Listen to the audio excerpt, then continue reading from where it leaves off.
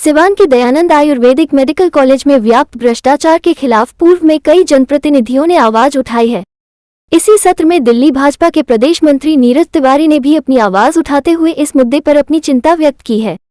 नीरज तिवारी दिल्ली भाजपा के एक मजबूत नेता हैं। उन्होंने मीडिया कर्मियों के साथ एक बातचीत के दौरान इस मुद्दे पर अपने विचार साझा किए। कई मीडिया में भी आया, माननीय राज्यपाल महोदय ने भी इसका जांच कराया है। उन लोगों को एक दिन जाना ही होगा, देर होगा लेकिन अंधेर नहीं होगा। और हम इसके जो मंत्री हैं माननीय हमारे सोनेवाल जी, मैंने उनसे भी मिला था इस विषय को लेके और उन्होंने मुझे आश्वस्त भी किया था इस चीज़ को कि हाँ, उसमें हमारे पास संज्ञान में है कि वहाँ भ्रष्टाचार है। तो हो सकता है, देखिए, एक तत्कालिक जो जुगाड़ू लोग होते हैं तत्कालिक कुछ जुगाड़ लगा लेते हैं, लेकिन जो सच्चाई है वो सामने आती है। और मैं पुनः आपको दोहरा रहा हूँ कि जो भी भ्रष्टाचारी होंगे, चाहे वो कोई भी व्यक्ति हो, चाहे कितना भी बड़ा माफिया हो, कितना भी बड़े राजनेता हो, उनको जाना ही होगा। ये और जो दोषी है उनको सजा दिलानी। मैं अपने स्तर से इसमें मैं आप लोगों को बताया कि जो इस विभाग के विभागीय मंत्री हैं जो भारत सरकार में, माननीय सोनेवाल जी, मैं उनसे मिला हूँ।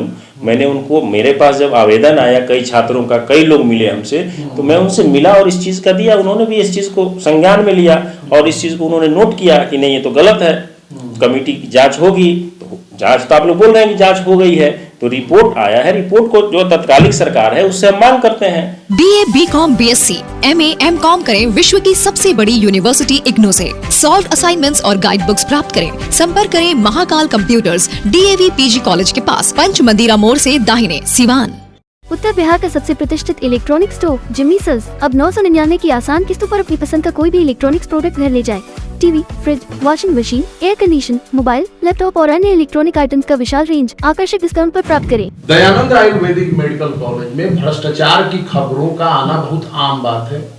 आपकी क्या समझ है इस पर? 29 छात्रों का एडमिशन बिना नीट के हो जाना, शिक्षा माफियाओं के जो है मकड़जाल इस कॉलेज में कहा जा रहा है कि ये कॉलेज पूरा इस मकड़जाल से घिरा हुआ है और तरह तरह की जो है खबरें आती हैं भ्रष्टाचार की। देखिए, इसमें माननीय राज्यपाल महोदय ने भी इसकी जांच कराई है और जहाँ तक मेरा नॉलेज है कि 20-20 घंटा, 22-22 घंटा तक यहाँ इस कॉलेज में जांच हुआ है और भ्रष्टाचार तो है, ये स्पष्ट है।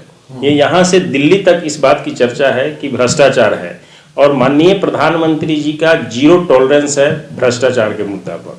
तो जो लोग भी इसमें संलिप्त हैं, चाहे वो कितना भी बड़े साजिश करता होंगे, कुछ दिनों के लिए बच सकते हैं, लेकिन मैं गारंटी के साथ कह रहा हूं उन लोगों को एक दिन जाना ही होगा। देर होगा लेकिन अंधेर नहीं होगा। और हम इसके जो मंत्री हैं माननीय हमारे सोनेवाल जी, मैंने उनसे भी मिला था इस विषय को लेके और उन्होंने मुझे आश्वस्त भी किया था इस चीज़ को कि हाँ, उसमें हमारे पास संज्ञान में है कि वहाँ भ्रष्टाचार है। तो हो सकता है, देखिए, एक तत्कालिक जो जुगाड़ू लोग होते हैं तत्कालिक कुछ जुगाड़ लगा लेते हैं, लेकिन जो सच्चाई है वो सामने आती है। और मैं पुनः आपको दोहरा रहा हूँ कि जो भी भ्रष्टाचारी होंगे, चाहे वो कोई भी व्यक्ति हो, चाहे कितना भी बड़ा माफिया हो, कितना भी बड़े राजनेता हो, उनको जाना ही होगा। अच्छा, ये सिवान के भविष्य के साथ खेलना हुआ, नौजवानों और छात्रों के भविष्य के साथ खिलवाड़ है।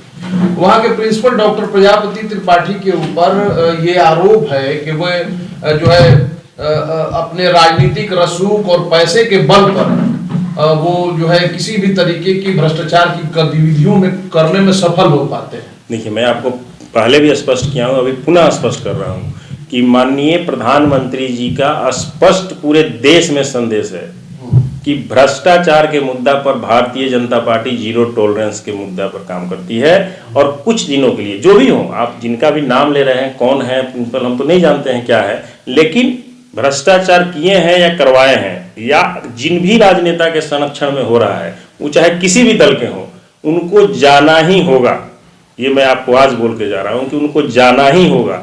अपने जुगाड़ से, अपने इससे थोड़ा देर कर सकते हैं, पैरवी लगा सकते हैं, लेकिन उसका परिणाम आएगा। क्योंकि हमारे देश के पहले ऐसे प्रधानमंत्री हैं जो किसी भी दल के कोई हो, किसी भी व्यक्ति, कितना भी पहुंच वाले व्यक्ति हो, भ्रष्टाचार पर जीरो टॉलरेंस है। भाजपा के ही सचिव हैं कॉलेज के जिला अध्यक्ष। मैं आपको पुनः कह रहा हूं, किसी भी हो, मैं आपको ये नहीं कह रहा किसी एक दल विशेष के, किसी भी व्यक्ति का नाम हो, भ्रष्टाचार में आएगा तो उनको जाना ही होगा। राज्यपाल महोदय ने जांच करवाया था, जांच कमेटी के अध्यक्ष ने, वो खुले तौर पर मीडिया में आज भी रिकॉर्ड अवेलेबल है, उन्होंने कहा था कि वहाँ के प्रिंसिपल और उस यूनिवर्सिटी के वाइस चांसलर साहब दोषी हैं। उसके बाद आज महीनों बीत गए, 4-5 महीने का समय हो गया, कार्रवाई अभी तक नहीं हुई। देखिए, कार्रवाई में जो होती है उसकी कई तरह के प्रोसेस होते हैं। अगर जांच कमेटी जो बनी थी सरकार की, उसकी जांच हुई है। पहले भारतीय जनता पार्टी की सरकार थी बिहार में, आज भारतीय जनता पार्टी की सरकार नहीं हो सकता है कि आज के डेट में जो सरकार हो उसको दबा रही हो, लेकिन कब तक दबाएगी? अगर जांच कमेटी ने माननीय हमारे राज्यपाल महोदय के रिपोर्ट में आया है और जांच में पाया गया है तो अभी सरकार बदली है, तो जो सरकार है उसको दबा रही होगी।